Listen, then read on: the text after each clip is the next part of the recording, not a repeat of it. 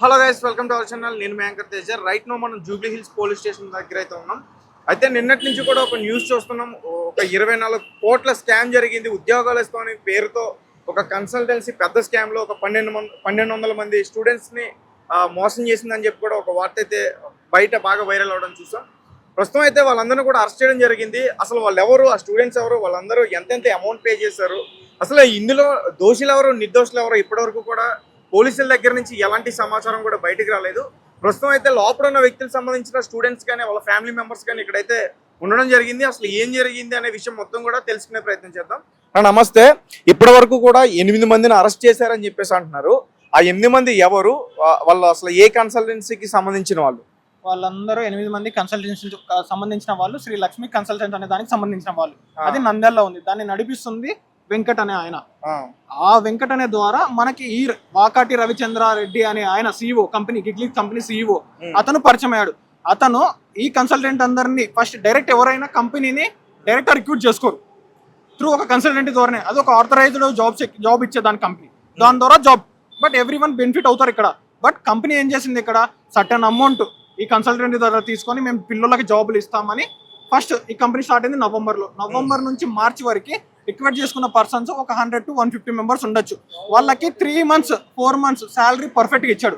36,000 and 25,000 ఏమో ఏదైనా కానీ వాళ్ళకి ఇచ్చిన పే స్లిప్లు ఇచ్చిన శాలరీ ప్రాపర్గా ఇచ్చాడు. ఆఫర్ లెటర్ రోజు నైట్ ఇచ్చారు నీట్గా. 3 months తర్వాత మళ్ళీ కన్సల్టెంట్ వాళ్ళతో మీటింగ్ షెడ్యూల్ చేసి మళ్ళీ ఏమన్నాడు, మనకి 6,000 ప్రొఫైల్స్ ఉన్నాయి, 6,000 వేకెన్సీస్ ఉన్నాయి, మనకి బల్క్ రిక్వైర్మెంట్ కావాలని CEO వాకాటి రవిచంద్రారెడ్డి ఒక 10-12 ప్రాజెక్టులు, ఫారెన్ ప్రాజెక్టులు, ఇండియా ప్రాజెక్టులు, ఓన్ ప్రాజెక్ట్స్ ఉన్నాయని చూపించి కన్సల్టెంటీలోకి విత్ ప్రూఫ్. అంటే కన్సల్టెంట్ ఏం చూస్తారు, 3 months శాలరీ స్లిప్లు చూస్తారు, కంపెనీ ప్రాపర్గా ఆథరైజ్ అయ్యి క్రియేట్ అయిందా లేదని చూస్తారు గవర్నమెంట్ తరఫున. అదే చూసారు.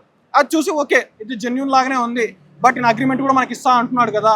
అండ్ ఆల్సో SLC కన్సల్టెంట్ కూడా మనకు ఉంది వెంకట్రావు, ఆయన కూడా మనకి అగ్రిమెంట్ ఇస్తా అన్నాడు. 1,20,000 మనం కట్టినా, 1,30,000 కట్టినారు క్యాండిడేట్లు ప్రతి ఒక్కరికి. బట్ ప్రతి క్యాండిడేట్, ఇక్కడ వచ్చిన క్యాండిడేట్ కనీసం 1.8 or 1.7 or 1.5 కట్టిన వాళ్ళు ఉన్నారు, డిఫరెంట్. బట్ ఈ మధ్యన ఈ స్టార్ట్అప్ కంపెనీ ఫండ్స్ లేవు అనేలాగా చెప్పి తీసుకున్నాడు. ఓకే బాగానే ఇచ్చాడు, ల్యాప్టాప్లు అందరికి బాగానే ఇచ్చాడు, కొందరికి ట్రైనింగ్ కోసం అని. తర్వాత 4th month నుంచి స్టార్ట్ చేశాడు, ఎక్కువ మందిని రిక్వెస్ట్ చేస్తున్నాడు. 4th month నుంచి ఇలా జరిగిన గ్యామ్లింగ్ అంటే 4th, 5th, 6th month, April, May and June శాలరీలు ఇస్తా, రేపు ఇస్తా, ఎల్లుండి ఇస్తా, ఎల్లుండి ఇస్తా, రేపు ఇస్తా, మొన్నాడు ఇస్తా అని ప్రతి దానికి మీటింగ్లో చెప్తా వస్తున్నాడు. నా దగ్గర 150 crores ఉన్నాయి, ఫారెన్ అకౌంట్లో ఇరుక్కుపోయినాయి. ఎందుకు ఇరుక్కుపోయినాయి అని స్టూడెంట్స్ మీటింగ్లో క్వశ్చన్ వేస్తే మా సిస్టర్ వాకాటి చంద్రిక అనే ఆమె, నంద్యాల చాందిని, వాకాటి చాందిని అనే ఆమె, చాందిని రెడ్డి నంద్యాల MP క్యాండిడేట్గా రింగ్ గుర్తుకు నిలబడింది ఆమె, ఇండిపెండెంట్ క్యాండిడేట్ గా. అండ్ ఆల్సో ఇతను ఆ చుట్టుపక్కల ఉన్న ఒక గ్రామానికి వెళ్ళి ఆంజనేయ స్వామి టెంపుల్ కి 1 crore rupees ఇస్తామని ఒక చెక్కు మీద సైన్ చేశాడు. ఆ చెక్కు మీద ఓకే చేస్తాడు, ఓకే దేవుడి మీద ఒక నమ్మకం ఉంచినారు, చెప్పినాడు. ఆ చుట్టుపక్కల ఓకే చాలా మంచోడు అది అనుకొని అదొక ఇన్ఫ్లుయెన్స్. దాని ద్వారా కూడా ఓట్లు, అది కూడా వెంకట అనే ద్వారా వచ్చారు, అయ్యింది. ఓకే ప్రాబ్లం ఏం లేదు, నంద్యాల ఓకే అదంతా జరిగింది. జరిగినాక ఏం చేస్తారు, ఇక్కడ మెయిన్ ప్లాన్ ఏంది, అయ్యింది. ఒక 1 month అంటే హోల్డ్ చేయొచ్చు కన్సల్టెంట్ని. ప్రతి 2 months 3 months అంటే కన్సల్టెంట్ వాళ్ళు ఏం చేశారు, ప్రెజర్ ఎక్కువ పెరుగుతుంది కదా అని కొందరు EMI లాగా తెచ్చుకుంటారు, వాళ్ళకి EMI పే చేశారు వాళ్ళు. అది కూడా ప్రూఫ్లు ఉన్నాయి స్టూడెంట్స్కి. 3 months ఇంకా అన్న ఎన్ని రోజులు అన్న, లాస్ట్కి జూన్, ఈ మంత్ జూలై 9 లాస్ట్ మీకు శాలరీలు ఇస్తాము అన్నారు. 6 రోజు తర్వాత శాలరీ లేదు అని కన్సల్టెంట్ వాళ్ళని రామన్ అన్నారంట అని ఇంటి దగ్గరికి వెళ్ళారు. ఈ 8 మంది పైన ఉన్న వాళ్ళందరూ కన్సల్టెంట్ అండ్ స్టూడెంట్స్ రవిచంద్ర గారు ఇంటికి వెళ్ళారు జూబ్లీ హిల్స్ సెటిల్ చేద్దామని. సరే వీళ్ళు ఇంటికి వెళ్ళారు సెటిల్ చేద్దామని. వెళ్తే అక్కడికి వెళ్ళాక 8 మంది బౌన్సర్లు, గన్ బెల్లను పెట్టుకోవాల్సినంత అవసరం ఏముంది ఆయనకి? ఏమైనా తప్పు చేసింటే పెట్టుకోవాలి, లేకపోతే ఆయన ఏదైనా పొలిటీషియన్ అంటే పెట్టుకోవాలి.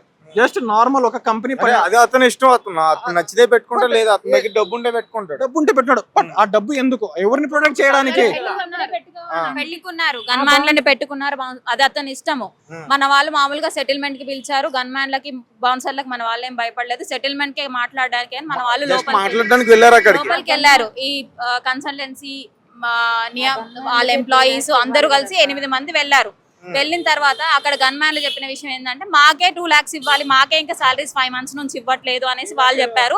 వీళ్ళని లోపలికి అలౌ చేసేసారు. వాళ్ళు కూడా లోపలికి అలౌ చేశారు. అలౌ చేసిన తర్వాత ఫస్ట్ మాట్లాడుకునే క్రమంలో వాళ్ళ అమ్మగారుండి ఇంకా క్యాండిడేట్స్ కి తెచ్చిన ఎవరమ్మ laptops గారు? కూడా వాకాటి వాకాటి రవిచంద్ర గారి వాళ్ళ అమ్మగారు ఉండి వాళ్ళ అమ్మగారికి వివరంగా ఇలా డబ్బులు మాకు ఇవ్వాలి, ఇంత మనీ ఇవ్వాలి అని చెప్పని వివరంగా చెప్పున్నారు. స్టూడెంట్స్ కి ల్యాప్టాప్స్ ఇవ్వాలి, అవి కూడా ఇవ్వట్లేదు అని చెప్పని అన్ని వివరంగా అన్ని చెప్పున్నారు. వాళ్ళ అమ్మగారికి ఎంత అమౌంట్ ఇవ్వాలి ఏందనేది వీళ్ళు కూర్చోబెట్టి వివరంగా అన్ని చెప్పారు. ఈ లోపు మన బౌన్సర్లు వాళ్ళందరూ ఏం చేస్తున్నారు అని అంటే వీళ్ళని వచ్చే ముందు గుద్దులాటలో ఆయన కావాలని చెప్పి జరిగింది అక్కడ కొట్లాట జరిగింది. ఫస్ట్ కొట్లాట జరిగినప్పుడు ఆయనకు ఒక దెబ్బ తగిలింది, కంటి మీద ఒక దెబ్బ తగిలేలాగా ఆయన మొహం చూపించుకుంటా కావాలని చెప్పని మొహం చూపించుకొని ఒక దెబ్బ కనిపించేలాగా ఆయన పెట్టుకున్నాడు. ఎందుకని ఆయనకు ఆల్రెడీ ఫేస్ ట్రీట్మెంట్ ఒకటి చేయించుకున్నాడు 14 lakhs పెట్టించి, హెయిర్ ట్రాన్స్ప్లాంట్ ట్రీట్మెంట్ ఒకటి చేయించుకున్నాడు 12 lakhs పెట్టించి. ఇవన్నీ రీసెంట్ గా చేయించుకున్న విషయం మన వాళ్ళు ఎవరికి తెలియదు. ఇలా చేయించుకోవడం వల్ల అది మనం ఒక చిన్నగా కొట్టినా కూడా అది పెద్దది అయ్యింది. ఆ ఇష్యూ ఏంటంటే అది కనిపిస్తుంది, ఆ ఒక్క దెబ్బ మాత్రం కనిపిస్తుంది. ఎందుకంటారు వాళ్ళని ప్రొటెక్ట్ చేసుకోవడానికి. ఎందుకంటే బౌన్సర్ అనేది వాళ్ళు బౌన్సర్లు పెట్టుకొని గన్మెన్లు వాళ్ళందరూ ఏం చేస్తారు, వీళ్ళని తోస్తున్నారు, మేము మాట్లాడుతున్నాం, మేము సెటిల్ చేసుకోవాలి, 1200 కోసం మాట్లాడుతున్నాము అంటే బౌన్సర్ కూడా పక్క తప్పుకున్నారు. ఆ క్రమంలో ఇట్లా ఆయన తగిలింది ఇట్లా చేతి దగ్గర, ఎవరికైనా కన్ను దగ్గర ఎవరికైనా రెడ్డికి అయిపోతుంది. అలా అయింది. సరేలే సార్ ఇప్పుడు ఏంది మాట్లాడుకుందాం అన్నారు. ఏంది పరిస్థితి అంటే సరే నేను మీతో పాటే వచ్చేస్తాను, సెటిల్ చేసుకుందాము అది అని వాళ్ళతో పాటు వాళ్ళ అమ్మగారు కూడా ఇంట్లో ఉన్న ల్యాప్టాప్లు తీసుకోమని వాళ్ళ అమ్మగారు చెప్పారంట. అండ్ తీసుకొచ్చారా ల్యాప్టాప్ వాళ్ళంతా వాళ్ళ సీఈఓ గారు నిదానంగా సెటిల్, వాళ్ళందరూ సీఈఓ గారు ఏమన్నారంట, సార్ ఎట్లా సార్ మరి పిల్లల్ని ఎట్లా మేనేజ్ చేయాలంటే మన దగ్గర ల్యాప్టాప్స్ ఉన్నాయి, ల్యాప్టాప్ తీసుకొని పోండి, రేపు పొద్దున శాలరీ వేద్దాము 2 days లో అంతా సెటిల్ చేసుకుని తర్వాత ల్యాప్టాప్ కూడా డిస్ట్రిబ్యూట్ అయితే అంత సాల్వ్ అయిపోతుంది కదా అని చెప్పారంట. కాదు, మీరందరూ మోసపోయినప్పుడు మీరు ఎందుకు పోలీసుల్ని సంప్రదించకుండా డైరెక్ట్ గా అతని దగ్గరికి వెళ్ళారు? వాళ్ళు ఒక 400 మందేనండి, మిగిలిన 800 మంది ఉన్నారు. ఇప్పుడు మేము 400 మంది కోసం ఆలోచించి మేము కేసులు పెట్టిస్తే మిగిలిన 800 మంది పానిక్ అవుతారు. పానిక్ అయ్యి ఆల్రెడీ ఆయన ఒకవేళ నిజంగానే ఆయన దగ్గర ప్రాజెక్ట్స్ ఉండి మనకి ఎవరన్నా రాంగ్ ఇన్ఫర్మేషన్ ఇచ్చి ఉంటే మనమే తప్పు చేసిన వాళ్ళం అవుతామని చెప్పని అనుకున్నాం. కానీ మనకు రైట్ ఇన్ఫర్మేషనే ఇచ్చారు. ఎవరు? వెంకట్ కన్సల్టెన్సీ అనే వ్యక్తి మనకి ఎప్పుడైతే జిగ్లీస్ని పరిచయం చేసిన ఫస్ట్ వ్యక్తి ఉన్నారో అతనే మనకి ఇవన్నీ ఇన్ఫర్మేషన్ ఇచ్చాడు. అతనే ఇన్ఫర్మేషన్ ఇచ్చి అతని దగ్గరే నా డబ్బులు ఉన్నాయి, మనం అతని దగ్గరే తీసుకోవాలి పదండి అని చెప్పని ఈ వాకాటి రవిచంద్రారెడ్డి సీఈఓ ఎవరైతే ఉన్నారో పదండి మనం బయటికి వెళ్ళి సెటిల్ చేసుకుందాం, మాట్లాడుకుందాం అని చెప్పని వాళ్ళ అమ్మగారికి చెప్పి వాళ్ళ అమ్మగారి అంగీకారంతోనే బయటకు వచ్చారు.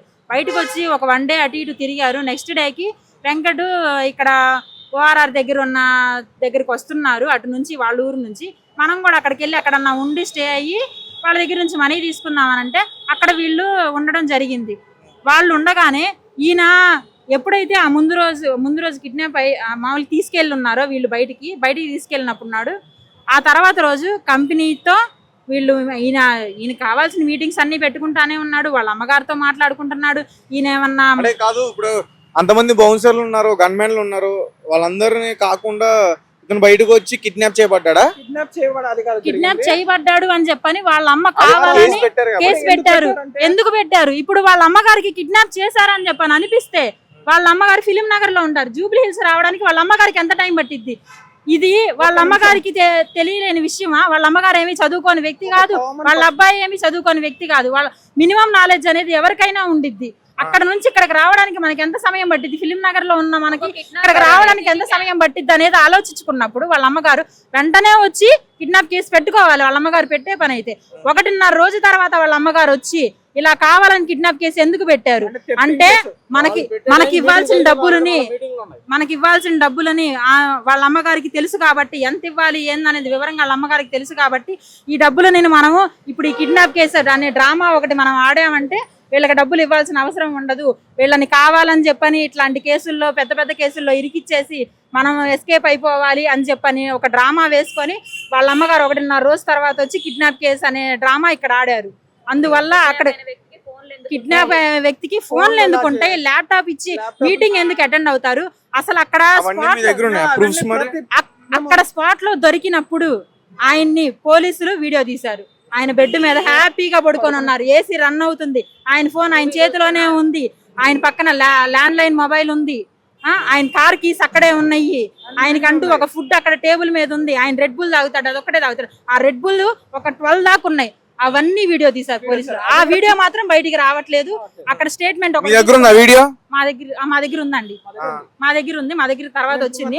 అక్కడ ఒక స్టేట్మెంట్ తీసుకున్నారు పోలీసులు. మిమ్మల్ని కావాలని వీళ్ళు కిడ్నాప్ చేశారా? లేదండి, నన్ను ఏం కిడ్నాప్ చేయలేదు, మేము మాట్లాడుకోవడానికే వచ్చాము. మీరు డబ్బులు వీళ్ళ దగ్గర తీసుకున్నారా? తీసుకున్నాను సార్, నేను ఇంత డబ్బులు తీసుకున్నాను, వాళ్ళకి జీతాలు వెయ్యాలి, కానీ నేను వెయ్యలేదు, నేను వాళ్ళకి అదే చెప్తున్నాను అని చెప్పని స్టేట్మెంట్ ఒకటి ఇచ్చున్నారు. ఆ స్టేట్మెంట్ కూడా బయటికి రానివ్వలేదు. ఆ స్టేట్మెంట్ బయటికి రానివ్వలేదు. వాళ్ళ అమ్మగారు ఎందుకు కిడ్నాప్ కేసు డ్రామా ఆడారో కూడా తెలియట్లేదు. కావాలని అన్యాయంగా ఏమి పిల్లల కోసం వెళ్ళిన వాళ్ళ కోసం వాళ్ళని కావాలని చెప్పని వాళ్ళ అమ్మ ఎవరైతే వాకాటి రవిచంద్రారెడ్డి సీఈఓ ఉన్నారో వాళ్ళిద్దరు కావాలని డ్రామా ఆడి 1.5 రోజు తర్వాత వాళ్ళ అమ్మగారితో లోపల 8 మంది పైన కూడా కిడ్నాప్ కేసు పెట్టి అరెస్ట్ చేయడం జరిగింది. వాళ్ళతో మాట్లాడిస్తున్నారా మిమ్మల్ని? వాళ్ళతో మాట్లాడట్లేదు మమ్మల్ని. ఏదంటే ఫుడ్ కోసం వెళ్ళినప్పుడు మేము ఏదన్నా మాట్లాడగలుగుతాం, అంత మించి ఏం లేదు. ఏం జరిగిందని కూడా వాళ్ళ దగ్గర నుంచి మనకు తెలియట్లేదు. వాళ్ళని బయటికి రానికుండా ఏదో ఒక అల్లీగల్ కేసు దగ్గర 6 కేసులు వాళ్ళ మీద పెట్టారు. వాళ్ళు కిడ్నాప్ అంటారు, అటెంప్ట్ మర్డర్ కేసు పెట్టినామంటారు, థెఫ్టింగ్ అంట, dacoity and also false documentation, ఇవన్నీ లేని ఉన్ని కేసులన్నీ వీళ్ళ మీద అనేది పెడితే ఎవరికైనా గానీ ఒక కత్తికాటో లేకపోతే అంటే మాకు మినిమం నాలెడ్జ్ ఉన్న జనరల్ పీపుల్ మేనండి మేము. కనీసం అటెంప్ట్ మర్డర్ అనేది దానికి మీనింగ్ కూడా ఆమెకి తెలుసో లేదో మాకైతే తెలియదు. దాన్ని ఎందుకు ఆ కేసు కావాలని ఇంత ఫాల్స్ కేసు పెట్టి వాళ్ళని లోపల ఉంచాలని చెప్పని ఉద్దేశపూర్వకంగా వాళ్ళ అమ్మ ఇలా చేస్తున్నారు మాకైతే అర్థం కాదు. మీ హస్బెండ్ తో పాటు మీ హస్బెండ్ యొక్క స్టూడెంట్స్ కూడా ఉన్నారు. వాళ్ళకి వాళ్ళు కూడా బాధితులే. జిగ్లీస్ కంపెనీకి వాళ్ళు ఇచ్చిన స్టూడెంట్స్ ఇచ్చిన వాళ్ళు బాధితులే. వాళ్ళు కూడా